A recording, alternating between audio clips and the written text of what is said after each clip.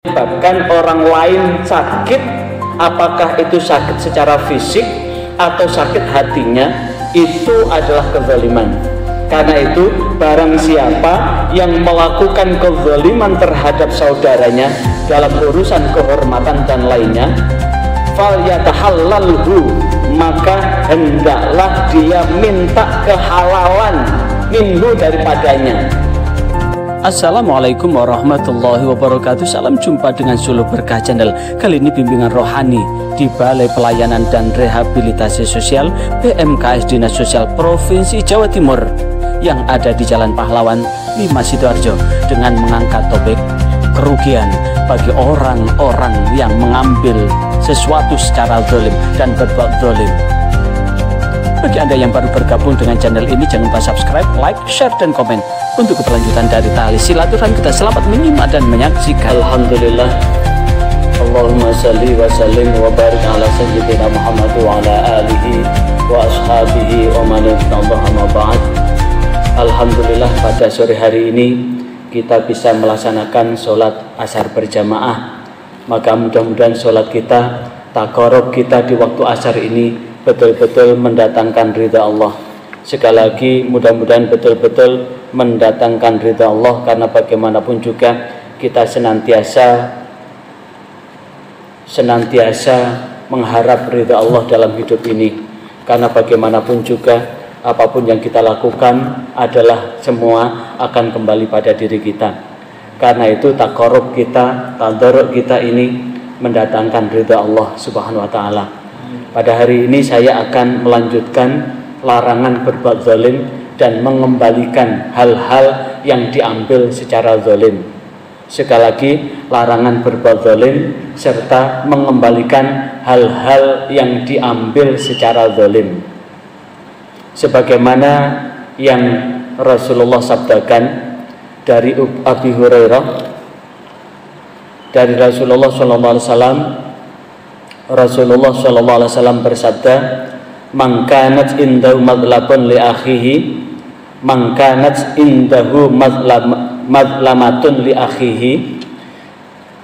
Barang siapa yang ada padanya kezaliman kepada siapa? Li akhihi, kepada saudaranya. Siapapun yang melakukan kezaliman itu adalah penganiayaan, keburukan yang dilakukan oleh seseorang pada orang lain. Siapapun yang berbuat keburukan, siapapun yang berbuat zalim, siapapun yang merugikan orang lain, dan itu adalah sebuah kezaliman, baik itu min irdihi, tentang kehormatannya, au min syai'in, atau lainnya. Au min irdihi itu artinya kita punya mulut, kita gunakan untuk mencaci, memaki, membuat orang lain merasa sakit hati. Kita punya tangan, dengan tangan itu membuat orang lain celaka. Kita punya kaki, dengan kaki itu membuat orang lain itu celaka. Apapun bentuk kezaliman yang menyebabkan orang lain sakit, apakah itu sakit secara fisik atau sakit hatinya, itu adalah kezaliman.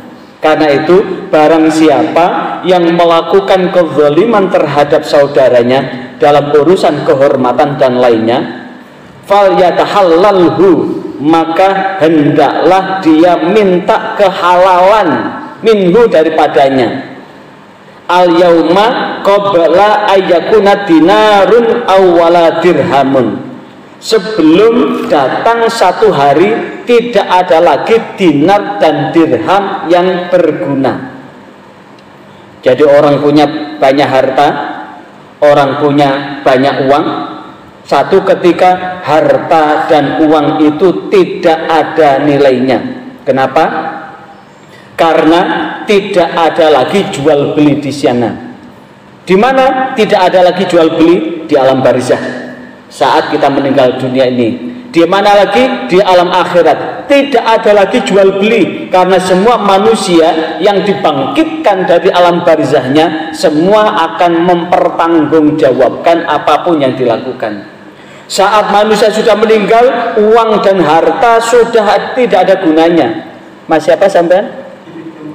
Cipitung. Mas Cipitung, misalkan punya uang 100 juta, begitu Mas Cipitung meninggal, bisa pakai uang itu? Nggak bisa. Berarti di saat itu uang dan harta sudah tidak ada gunanya. Karena itu hendaklah orang-orang yang berbuat zalim, orang-orang yang menyakiti orang lain, apakah dengan mulutnya, dengan tangannya, dengan perbuatannya, dengan kakinya, dengan apapun yang ia lakukan, maka hendaklah dia minta dihalalkan sebelum uang dan sebelum dinar dan dirham itu tidak berguna lagi. In kana lahu amalun sholihun, jikalau di saat itu ada amal solih yang dia miliki, dia sholat tidak pernah meninggalkan sholatnya, dia puasa tidak pernah meninggalkan puasanya, dia zakat sedekah tidak pernah meninggalkan zakat sedekahnya, dan itu adalah amal solih, maka ukhidha minhu biqadri madlamatih, maka amal-amal kebajikan itu, amal-amal solehnya itu akan diambil sesuai dengan kadar ukuran kezaliman yang ia lakukan. Wa in kana yakul lahu hasanat, dan jikalau amal soleh itu tidak ada, jikalau amal kebajikan itu sudah habis, wa illam yakun, dan jikalau tidak ada lagi lahu hasanatun, baginya kebaikan dari amal solehnya, ukhidha min sayyiati sahibihi, maka diambillah dosa dari saudaranya yang dia aniaya. Maka dosa-dosa yang ia sakiti, dosa-dosa yang ia zalimi, itu diambil alih, dipindahkan ke orang yang berbuat zalim tadi. Fahumila, maka itu akan dibebankan alaihi, atas orang itu. Karena itulah dalam hidup ini tidak ada pilihan selain kita berbuat baik. Dalam hidup ini tidak ada pilihan selain jangan sampai ada dusta di antara kita. Dalam hidup ini tidak ada pilihan selain kita selalu berkata-kata yang baik dan menyenangkan. Karena kata-kata yang menyakitkan, kata-kata yang menusuk hati, itu akan menjadikan buah kezaliman seseorang pada orang lain. Satu ketika Rasulullah SAW lihat orang Yahudi di makam Baqi', di mana orang itu sedang disiksa di alam kuburnya. Karena apa dia disiksa? Karena dia punya mulutnya suka berghibah, mulutnya suka menyakiti orang lain, mulutnya suka mencaci memaki, hingga orang-orang yang dia sakiti itu kemudian menjadikan orang tadi menanggung beban dosa yang begitu berat, hingga orang ini tadi disiksa di alam kuburnya. Dan Rasulullah berbelas kasih, kemudian Rasulullah mengambil pelepah korma itu kemudian ditaruh di atas kuburan orang itu tadi. Dan sahabat bertanya, ada apa ya Rasul? Maka Rasulullah menjawab, orang ini punya mulutnya digunakan untuk menyakiti orang lain, digunakan untuk berghibah, untuk mencaci memaki.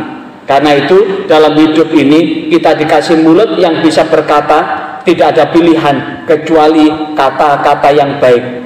Man kana yu'minu billahi yaumil akhir, barang siapa yang beriman kepada Allah dan hari akhir, falyakul khairan, hendaklah berkata yang baik. Au liyasmut, jikalau berkata yang baik tidak bisa, tidak mampu, lebih baik diam, karena kata-kata itu akan lebih tajam daripada pedang. Bahkan itu tadi hadis yang diriwayatkan oleh Imam Bukhari, dan dalam hadis yang lain yang diriwayatkan oleh Imam Bukhari dan Imam Muslim, di dalam ulumul hadis disebut dengan muttafaqun alaih, dua imam besar hadis bersepakat bahwa Rasulullah SAW, dari Abdullah bin Amr bin As, dari Rasulullah SAW, Rasulullah bersabda, al-muslimu, seorang muslim, man adalah orang, salimal muslimun adalah orang yang menyelamatkan muslim lainnya, mil lisanihi, dari lidahnya, wayadihi, dan perbuatannya. Maka seseorang dikatakan bahwa dia seorang muslim adalah dia akan mampu menjadikan muslim yang lain selamat dari kata-katanya, selamat dari ucapannya, selamat dari lisannya, dan tentu wayatih, dan selamat dari tangan-tangannya. Wal muhajiru, dan orang yang berhijrah itu man hajara ma nahallahu anhu. Orang yang dikatakan berhijrah adalah orang yang berhijrah, orang yang berpindah dari apa-apa yang Allah larang. Kalau Allah melarang untuk berbuat zalim, tinggalkanlah. Kalau Allah melarang berbuat dusta, tinggalkanlah. Kalau Allah melarang untuk berbuat buruk, tinggalkanlah. Karena kezaliman, keburukan yang kita tinggalkan, maka kita termasuk orang yang sedang berhijrah.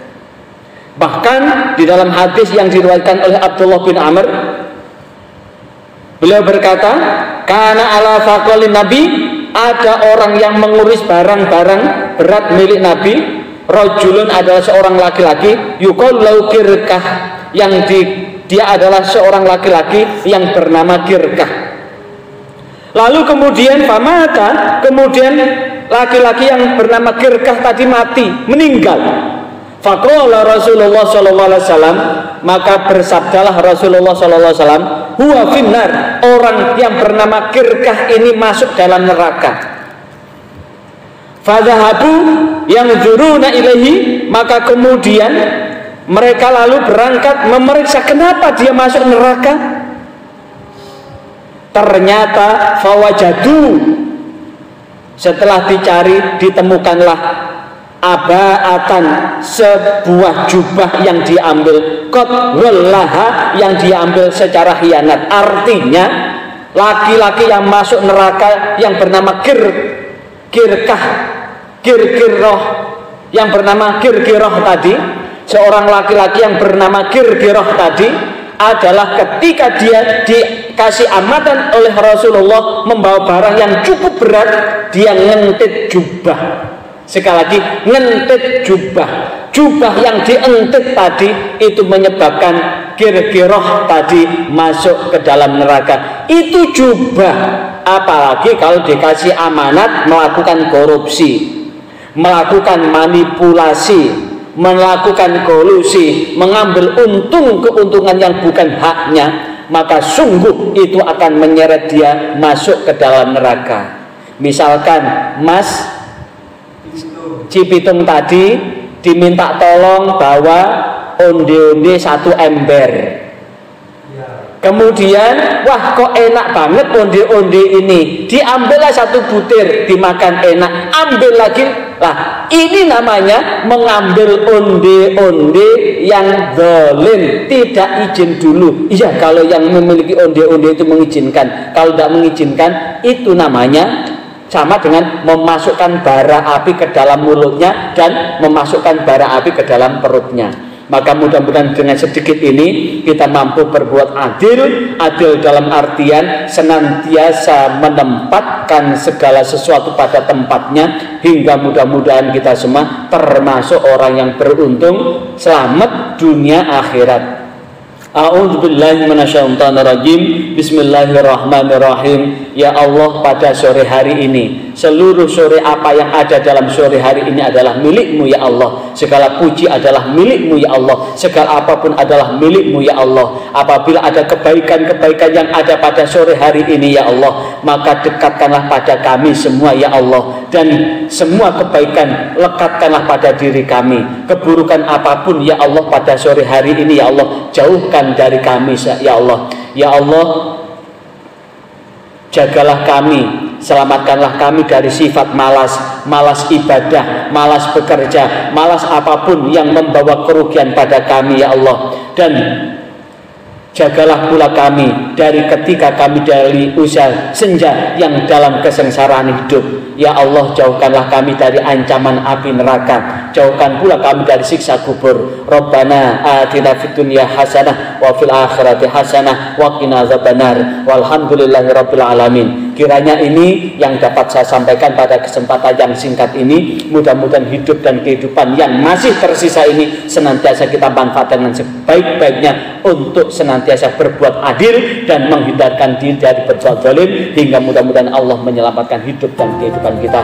Walafuminkum wallahu muwaffiq ila aqwamit thoriq. Wassalamualaikum warahmatullahi wabarakatuh. Diucapkan terima kasih atas atensi Anda mengikuti channel ini. Sebelum meninggalkan channel ini, jangan lupa subscribe, like, share, dan komen untuk keberlanjutan dari tali silaturahim kita. Sampai jumpa kembali. Wassalamualaikum warahmatullahi wabarakatuh.